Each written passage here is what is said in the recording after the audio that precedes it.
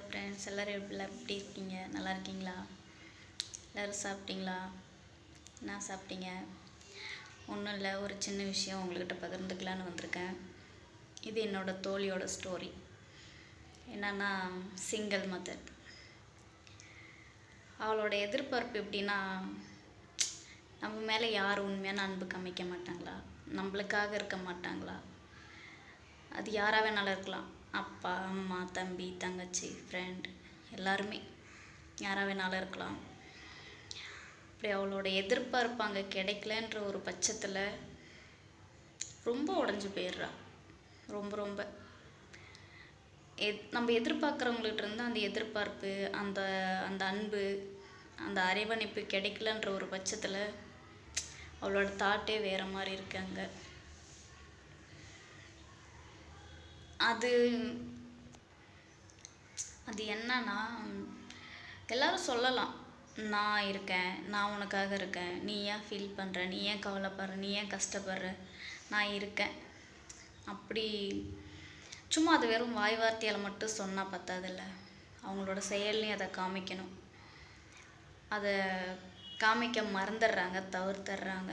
சும்மா வெறும் வாய் வார்த்தைக்காக மட்டும் நான் இருக்கேன், நாங்கள் இருக்கோம், நாங்கள் பார்த்துக்குறோம் அப்படின்னு சொல்லி விட்டுறக்கூடாது. அவங்களுக்கு அந்த நம்பிக்கையை கொடுக்குறாங்கனாக்கா கடைசி வரைக்கும் அவங்க அதை பண்ணணும் இல்லையா? என்னை பொறுத்தளவுக்கு நான் சிங்கிள் மதருக்கு சொல்லிக்க வேண்டியது ஒரே ஒரு கருத்து தான். என்னன்னா, எவ்வளோ கஷ்டம் வேணாலும் இருக்கட்டும், எவ்வளோ கவலைகள் இருக்கட்டும், அடுத்தவங்கக்கிட்ட அன்புக்காகவோ ஆதரவுக்காகவோ தேடி நின்றாதீங்க. அதோட இந்த உலகத்தில் வேறு பெரிய வழி வேறு எதுவும் இல்லை. கடைசி வரைக்கும் போராடுங்க, தனியாக நின்று போராடுங்க. ஐயோ, அவங்க நம்ம கூட இருப்பாங்க, இவங்க நம்ம கூட இருப்பாங்க, பெற்றவங்க இருக்காங்க, கூட பிறந்தவங்க இருக்காங்க, யாரையும் எதிர்பார்த்து வாழாதீங்க. அது ரொம்ப ரொம்ப தப்பான ஒரு விஷயம். ஏன்னா யாருமே கடைசி வரைக்கும் நம்மளுக்கு சப்போர்ட் பண்ணுவாங்கன்றது சொல்ல முடியாது இல்லையா? அவங்களையும் குறை சொல்லக்கூடாது. அவங்களோட சூழ்நிலை எப்படியோ தெரியாது. சிங்கிள் மதராக இருக்கிறவங்களுக்கு நான் இதை சொல்கிறேன், யாரையும் எதிர்பார்த்து வாழாதீங்க, யாரோட சப்போர்ட்லேயும் நிற்கணும்னு ஆசைப்படாதீங்க. உங்களோட தன்னம்பிக்கை, உங்களோட சொந்த முயற்சியில் நிற்க பழகிக்கங்க. யாரையும் எதிர்பார்க்காதீங்க. எதிர்பார்த்தா பின்னாடி இப்படி தான் கஷ்டம் வரும். நம்ம அவங்கள எதிர்பார்த்து வந்தோமே, அவங்கள நம்பி நம்ம வந்தோமே அப்படின்ற மாதிரி ஆகிடும். யாரையும் எதிர்பார்க்காதீங்க. உங்களோட சொந்த முயற்சியில் முன்னேறி போங்க. முடிஞ்ச அளவுக்கு போராடுங்க, தப்பு கிடையாது. நான் யாருக்கிட்டேயும் எதுக்காகவும் போய் நின்றாதீங்க, சரிங்களா? இதை நான் பார்த்த ஒரு விஷயம். யாராக வேணாலும் இருக்கட்டும், யாரையும் குறை சொல்ல போக வேண்டாம். யாராக வேணாலும் இருக்கட்டும், யாரையும் எதிர்பார்க்க வேண்டாம். யாரையும் எதிர்பார்த்து வாழ்கிற வாழ்க்கை தேவை கிடையாது. உங்களோட கை உங்களுக்கு உதவி, சரிங்களா? அதை நம்பி முன்னேறி போங்க.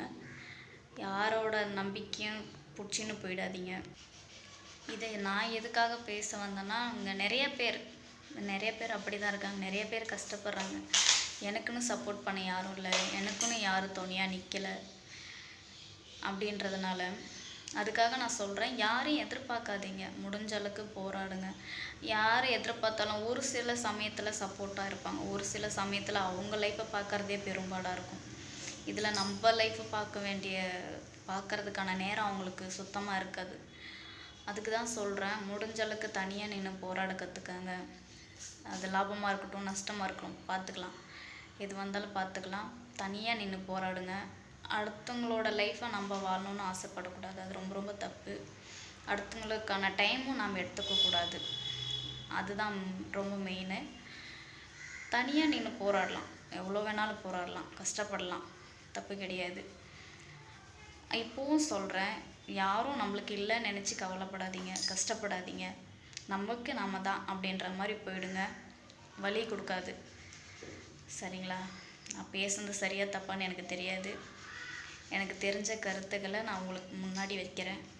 தப்பாக இருந்தால் கமெண்ட் பண்ணுங்கள், சரியாக இருந்தாலும் கமெண்ட் பண்ணுங்கள். Tata, bye by.